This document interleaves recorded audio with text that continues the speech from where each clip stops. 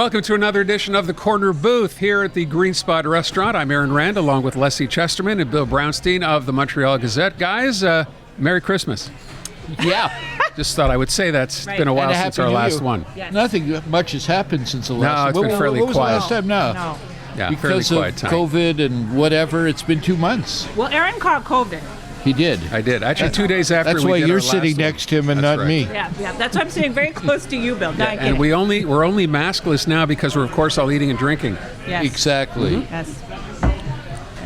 Would have been better if you'd actually done the motion of actually drinking. Yeah. Here. And Cheers. There we go. Happy Cheers, New Year. yes. So today we have lots to talk about. Did you want to ask about COVID at all, given that I had it? Or Yes, I want to ask you because you were double vaxxed and you got it anyway, Yeah. and you were quite sick. I was sick for about 3 days.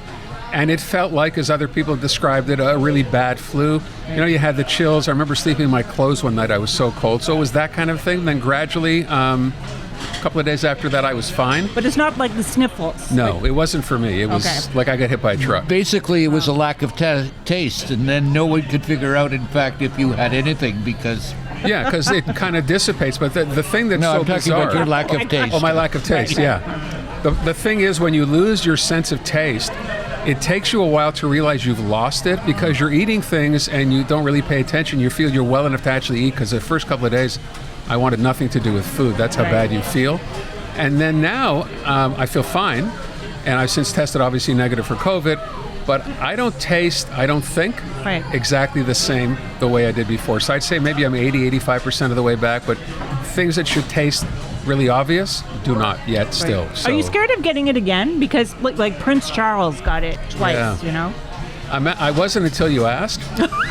You know, now that you've asked, I don't know. Why? Because he has a royal toothpaste tube guy who squeezes his toothpaste out. He's around a lot of people. And he's around enough, but his toothbrush, I wouldn't trust that. Yeah. So let's jump in and start talking about post-COVID now in terms of what's happening in Quebec. Announcement today that the vaccine passports will no longer be required, first at big box stores, the fact you can now have 10 people in a restaurant. And I guess the question people ask is, are we maybe moving too fast?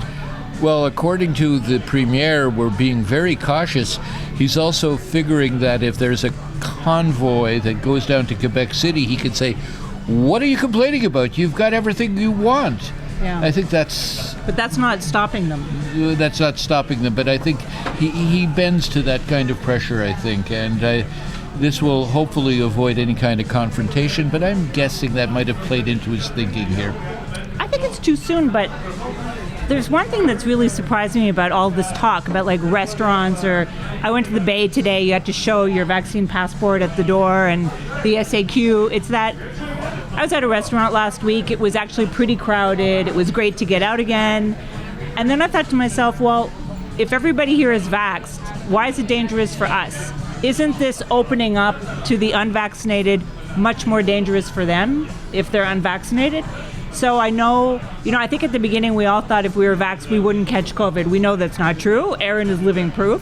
But now, if I was unvaccinated, I wouldn't want to be going into a crowded restaurant or a bar or a cinema. But if I'm vaccinated, I'm thinking, okay, I could get sick, but I'm not going to die. See, that's a really logical argument, a rational argument, because you'd think that would be the case. But I think if you're one of those who remains, even now, unvaccinated and will never choose to get vaccinated, you're probably not even thinking about that. Maybe what you're thinking is, hey, I managed to get through 2 years of this unvaccinated and never got sick, so I'm okay. I'm fine to go to a restaurant or out. I'm not going to get sick anyway. I kind of like the idea of going to a movie in a restaurant where people have to show proof of vaccination. So did I think a lot of people did.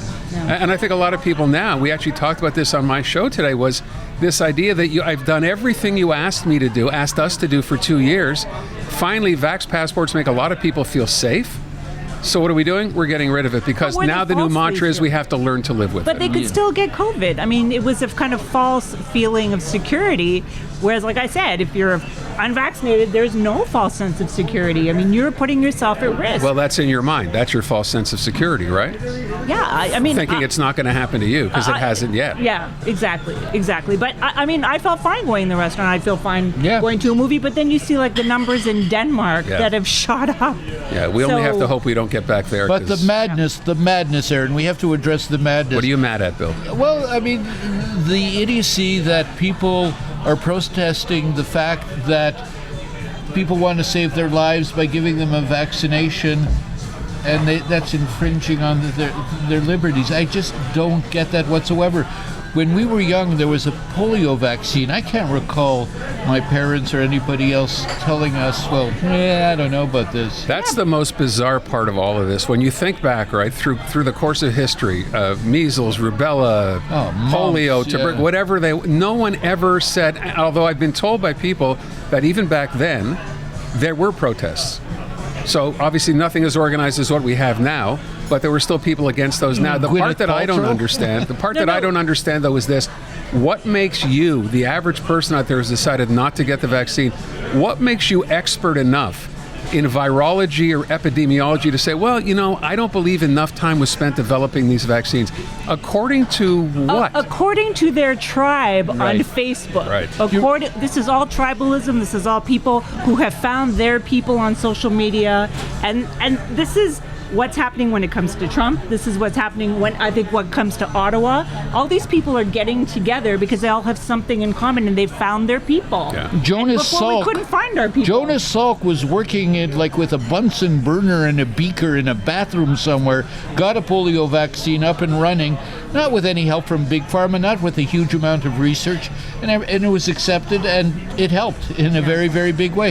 What I find just absolutely bizarre is a guy like Novak Djokovic, like he's getting injected for all sorts of stuff, for ailments to his knees, to his back, his shoulders. And those are perfectly okay. But that's perfectly okay. But it's nuts. It's Jenny McCarthy's fault. It's Jenny. It is. The anti-vax movement was really going strong. Gwyneth Paltrow, no? No, well, it was really Jenny McCarthy. One of the Kennedys is the mastermind behind I'd like to blame this whole Suzanne thing. Summers. Let's throw her into this as well. I think Gwyneth Paltrow is vax. She's not anti-vax. But there are a lot of people, and now we're seeing how many people are anti-vax. And actually, the anti-vax people, who I know, because I kind of got a lot of them coming after me, are a really, violent group that use really radical language when they go after you. They can be misogynist, they can be racist, name it. But they're an angry group, and they pile up together, and it's very intimidating. And I think even for the government, or a lot of people have been threatened along the way. It's terrible. Let's hop off that, though, and talk about what happened with the Emergency Measures Act. So here's something hasn't been used in 50 years. Right. And we all remember, of course, what happened last time it was when the War Measures Act was in Quebec. Yes. Right. So the question then becomes, is this too much? Is this measured? Should it have been done 2 weeks ago to get these people out of Ottawa? What do you think? Well, still nothing's happened. Ottawa's still completely tied up. The police chief there is seemingly inept. Nothing is working. He resigned. That'd be the ex-police chief. The ex, yes. But nothing is going on. So you can impose all you want in terms of these emergency acts. Nothing's changed. Yeah, but they say one of the biggest problems with this is similar to the Gilets jaunes problem in France, is that there's no one true leader that they can talk to. So there are many leaders. Right. There's not even one true movement here. It's many different people there for different reasons from different provinces. So if you don't know who you're negotiating with, and also there's that line of, do you negotiate with terrorists? Do you negotiate with people who are threatening? So that's a really good point, because we believed at the beginning, we were reporting this because we were told that their plan, if I can call it their plan as in the group, was to overthrow the government. Right. If that's your plan, why would the government want to meet with you? Where is the rationale in wanting to say, well, I understand you would like me to be killed and not be the prime minister anymore, but I'd like to talk to you? How could that ever have happened? How could people say he should have met with the protesters first? And also, Where's why the did it logic go in on that? so long? Why didn't they nip it in the bud? Exactly. I mean, if it goes to the point that people are setting up hot tubs and having dance parties in the streets, they're laughing at them. I mean, why not? How could the really? SQ have managed to avoid any kind of confrontation? The SQ had the benefit of what Ottawa had already been through. They knew what was coming. But they handled it well. They did, because they saw what had happened the week previously. Had Ottawa had that warning, it might have been different. Yeah, but still, why can't Ottawa do something? Well, a little late now. Because a lot of the police were also complicit. That's You true. see a lot of the cops who were giving them food, who were bringing them gas. Yeah. Even if we're parked here, we get a ticket, and there are big trucks. And the residents of Ottawa, I mean, when you see the videos of people screaming, just in your daily life, if you have to really put up with this, it's overwhelming. And yet, if anybody saw Bill Maher this week, yes, Bill Maher was talking about, it's the people sitting at home with their Zoom meetings in their yoga gear, and the people who are doing the work But of course, this is not, 90% of the truckers are not involved with this whatsoever, or they're vaccinated. So, But you Yeah. got to love the fact that this has put us on the map. All of a sudden, Yeah, for all the wrong American reasons, News, yeah. CNN, How does this CBS. get? I saw Tucker Carlson last night who called this now a dictatorship. That's Yeah, what he actually dictatorship. said, right? Of course, Who this watched is the Tucker man who Carlson? embraces. No, but I heard about it, so I watched the clip. Yeah. I would never watch But that. learning about Aaron Yeah, and today. he- yes. yeah, he- and Since he- he had COVID, he's been watching Tucker And Carlson. yet right. he embraces the Hungarian leadership, which might be a little on the side of it. Yeah. It's just outside of- those false Yeah. comparisons, which are so embarrassing. Yeah. You know, whether it's, wearing the yellow star, whether it's, the Confederate flags. I mean, yes, they'll say, people in the protests will say, well, that's not indicative of what we're about, but it's part of what you're doing. So my last question before we move on is, what happens? How does this get resolved? Is it going to take a violent act before everybody moves in and the military gets Probably. called? Is that it? Yeah. Well, Because they're not doing anything so far. They're going to wait, and someone's going to do something. Someone's going to get triggered, and then it'll all. But now Go the to hell. provincial police and the RCMP have taken over in Ottawa. Yeah. They were there And- all the time to do something if they wanted, but they didn't. They didn't. But also, there is a side here that we may say we are Canadians, and everybody will just go home Yeah. and back to Tim Hortons. It's true. That could happen too. Except that- the Americans have taken our example, and now there are a lot of problems that are going to come up in the States because they saw what we did here. So Once we'll again, see. Canada leading the way. Yes. Yeah. Yeah. All right, let me move on and talk about the Olympics. And the big question is, the Olympics? That time difference. Is it's anyone watching? insane. You know what? I get the time difference things, but that happens every 4 years, whether it's in London, whether it's in China. So 13 hours, why is though. there a lack of interest this time Like around? you hear it on the news at night, and then you realize you're listening to some results from the night before or the morning. It's that 13 hours. It's nuts. Yeah, but if you sit back and watch it, the other night I was watching some snowboarding. It's thrilling. Yeah, It's it is. absolutely Yes. thrilling. Of course, when you hear that the athletes, don't get rights to their footage, and there are a lot of problems in the Olympics, and of course China itself. But when you really sit there and look at the athlete and the endeavors, we all kind of grew up probably watching the Olympics because we're in Montreal, which is an Olympic city. Yes, And but are you going to watch live curling at 3 in the morning? curling is extremely exciting. It is Really? exciting. Not curling. 3 Really? o'clock No. in the morning? Don't watch curling Beat because Sominex. you'll need some wine next to you. still Oh love no, Sominex. it's thrilling. I'm serious. No. But I want to get Curling. back. So the question is, why is there this apparent lack of interest? Is this got to do with COVID, or we're so wrapped up in that we're just not paying attention? It has to a this? lot to do with other. I mean, look at the setting. I mean, honestly, everybody's sequestered. There are no crowds. There are no crowds. You feel like you're in some camp somewhere that no one's Okay. allowed to enter. Yeah, the nuclear reactors in And the background. let's just say that some people bend the rules, a little bit. I mean, remember when we had a snowboarder who tested positive for marijuana, which would be the least enhancing Yes.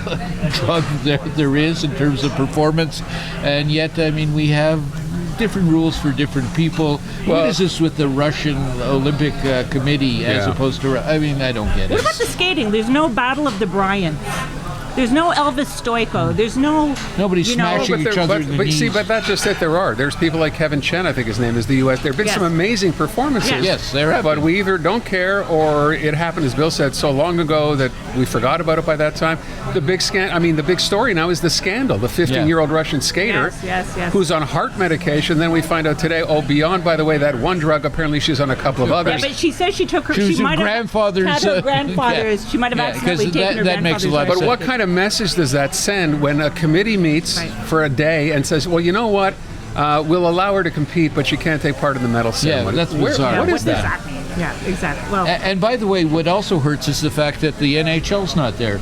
So, I mean, one of the major points of interest for Canadians is seeing a Canadian NHL squad going out there and wiping the Okay. derrieres of some of the other teams. But without that presence, it's with all this taking it down aside, a lot. if the Canadian team ends up in the hockey finals, will you watch? I'm going to 4 watch in the the women's morning. hockey final. I wouldn't miss that for the Yeah, world. that one's tomorrow night. worth And not watching. the men's? No. Not the men's? The When is men's it are going to be? just, It's going they're to be kind like of also 4 o'clock in the morning Yeah. sometime. I'm gonna watch it. You can be sure that Wait a if the second. Americans 4 win, they'll make it like Miracle on Ice again, all over again. Yes. And if we win, it's not That's our true. best. 4 playing, o'clock in the so- morning is like 5 o'clock there. Yeah, right. Yeah. All right, so let's segue from that. Of course, it seems like a perfect way to do it into the Conservative leadership race. Ah!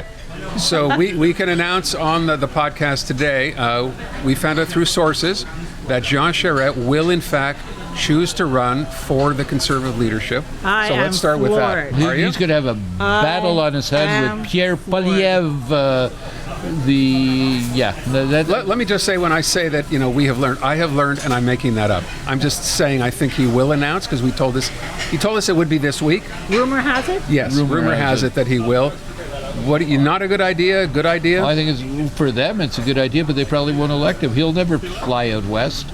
And look at the Poilievres and everybody else. Bill, you could be a worm and run for the Conservatives out west, and you would get votes, because they don't vote for anybody but the Conservatives. But in Quebec, where the Conservatives get no vote, but it wouldn't matter. They just want to win an election. They have a leadership race. They just want to win an election. They have a better chance to win with him than anybody else. Agreed. Charest left very badly, and he was for the Liberal Party, and he did not leave with a bang. He left with a kind of bad stink behind him. It's a while ago, though. People forget.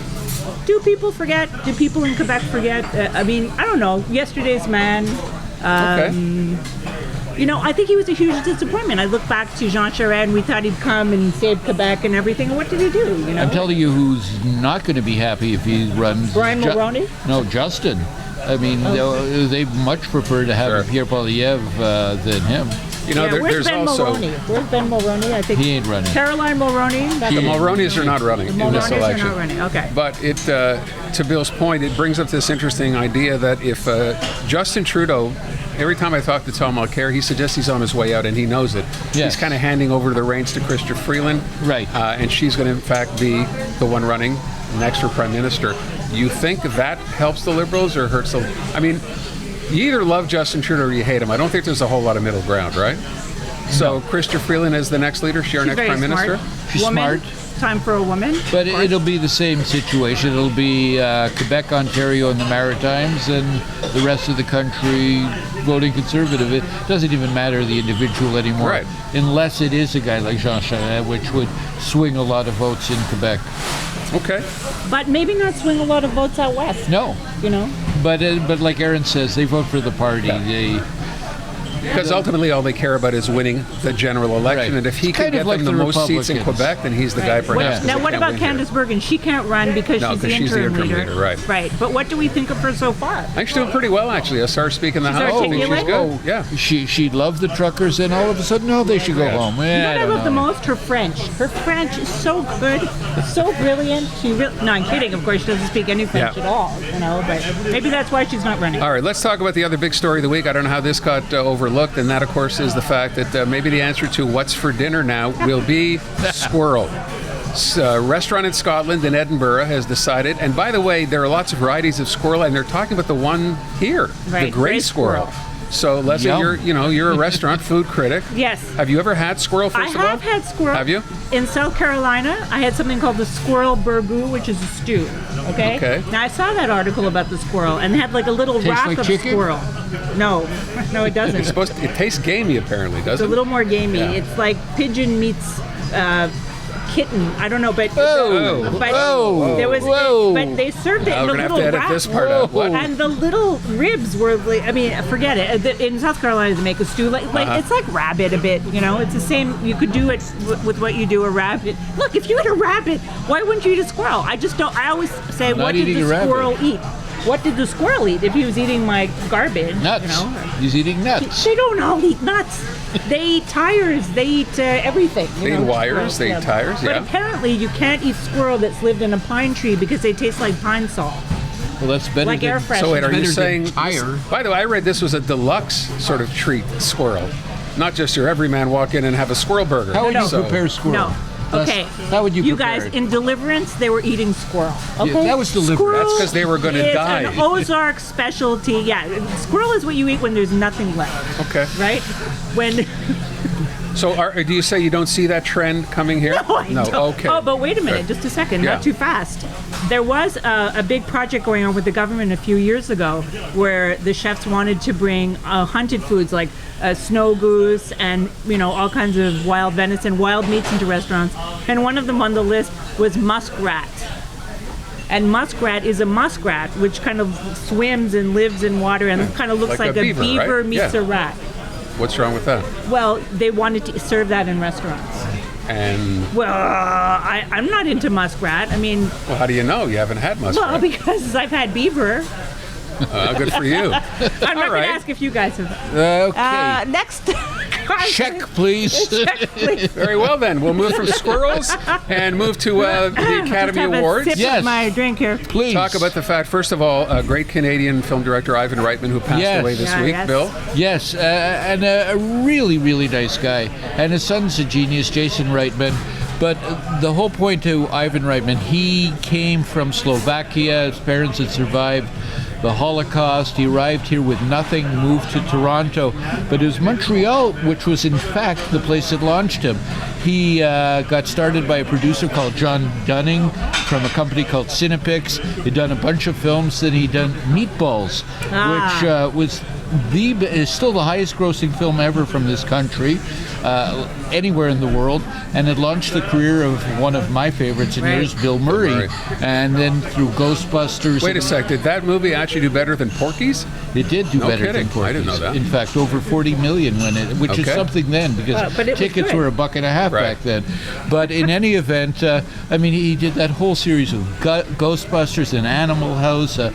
With Schwarzenegger, he Schwarzenegger launched movies, him yeah. with The twins. the Kindergarten Cop Yeah. and Twins, Yeah. and then Dave with Sigourney Weaver. Dave, very, yeah. very close to a lot of the people that he helped start, and a real loss. And a sweet man to boot. So let's talk about the Academy Awards, Yes. which are now delayed by roughly a month, right? It's end of March instead Speaking of end of of Feb.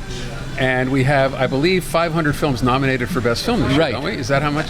Pretty or much. Does it just seem that way? Pretty much that. But the point that's very interesting is The Power of the Dog, which was nominated for 12 Oscars, is produced by a Montrealer by Right. the name of Roger Frappier, a great guy. He also was involved with Jésus de Montréal, Le Déclin de l'Empire Américain, both nominated for Foreign Film Oscars way back when. And he had the book rights to The Power of the Dog and kept at it and held on and held on. And now he looms as a favorite. Yeah, So he's a let me ask, have you seen Power of the Dog? Yes, loved I have. it. I loved it. You A lot loved of people didn't like it, but I liked loved it it. a lot. You liked it a lot. I liked it. Yeah. And you? Did you see it? Not at all. It's very slow and very plodding. I liked it visually, but as an overall, cinematic ending, though. experience, Well, I not like the so fact much. that a film set in 1900s of Montana, shot in New Zealand. Yeah. Jane Campion, who's a brilliant director. But let's not forget the fact that Cumberbatch. Benedict Cumberbatch. Kirsten but Dunst, I thought Kirsten she was Dunst. great. Yeah. Dune. Dune. Second, 10 Oscar nominations, but not Not one director for Villeneuve. Denis Villeneuve, which I find absolutely Adapted screenplay. Yeah, adapted It's bizarre. screenplay. Absolutely absurd Yeah. that you can nominate a film for being the best film, but Yeah. like it's And like it saying was that well your directed. radio show's the best radio show, but you're not the Right. best. Yeah. It's ridiculous. If they have 10 films that are nominated for best, they should have 10 directors from that film. Okay, my theory. Fair enough. My theory is that he will only get nominated when he does the second film. It'll be like but the he's Lord done of the many Rings. films, No, when he does the second Dune. You see, they're waiting for the Or not. second Dune. That's Yeah. my little theory. But Anyway. the biggest outrage of the Oscars. Lady Gaga. Lady Gaga not please. nominated. She got robbed. No, she Robbed. was robbed. No, she Look, wasn't. If Nicole Yes, she Kidman was. No, she was. was First of all, that was a terrible movie. House of Gucci. Oh, where my- are you ignorant? It's like watching an acting class develop in front of you and realizing that all these she was great. stars Actually, and she great had- actors The others had terrible actors. are walking Jared through their Leto. lines. Yeah, no, It no. was Look, awful. did you Jeremy see Irons. the Lucille Awful. Ball movie? Yeah, Nicole that was actually Kidman pretty good. I like was that a lot. nominated for Best Actress. She was great in that. Oh, I thought Javier Bardem was much better. No, I thought Nicole Kidman was fabulous. In that. Oh, Aaron. House of Gucci. Everyone trying to talk with a fake Italian accent. But it was funny. No, It was but that funny. takes away from the enjoyment for me. Adam Driver, possibly the most miscast Yes, this year I but it was in any brilliantly movie. miscast. He Yeah, was but that's all I don't Jared think that was Leto the. I brilliantly don't think that was miscast. the intention. Anyway, But Lady brilliantly Gaga, miscast She him. she gave was actually the herself most over believable. to it. Absolutely. I Yeah. liked her, but not deserving, I don't think. of an Oh, Oscar. But that's poor what makes lady. this so interesting. Yeah. How did Spider-Man not get nominated for Best Because it Movie? made too much money, Aaron. Is that why? Oh, You make Too too much. mainstream? is that why? I don't know. It's like every Spielberg film. You make too much money, you're out of the business. You have to make less than West Side Story. West Side Story. Well, I Did you, What'd you West think? Side I didn't see it. I didn't see but you it know what either. I did see? I'm sorry to be a little bit foodie here. I saw the documentary on Julia Child. Okay, so I saw okay, that. I'm sorry, I'm really going off. It's haven't probably seen not nominated. Maybe it's nominated for an Academy Award. It's excellent if anybody cares about, and it kind of brings you. And she's not as pleasant, nice, giggly lady as you would think. Julia Child was very serious woman, and she only got going in her 50s. Yeah. So for everybody who's older and feels they haven't done anything, you have Good all idea. of your 50s. Maybe I'm by sorry, I just can't help when you bring up Julia Child to think of Dan Aykroyd playing They play Julia it. Child They on show TV. that clip. They show. Apparently, she loved it. By the way, she loved it. I would suggest I saw Belfast. Absolutely brilliant film. Yeah. Kenneth Branagh, unbeknownst to a lot of people, he grew up in Belfast, Yes, yes. had to leave for London, and it's a really touching story about how he lived on a street. It was Protestant mainly. He was from a Protestant family, but they protected the few Catholics that were there, and there was huge resistance to it, with some lunatics Yes, on the right, I can see that. and really well done. So what wins the Academy Award? Power of the Dog. Wow. Leslie? Wouldn't that be great?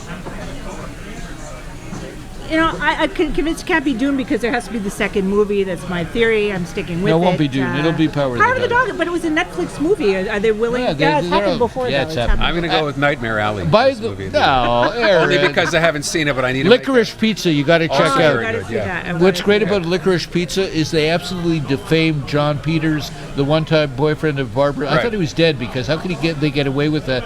A total sleaze, out of control, cocaine freak, miserable person.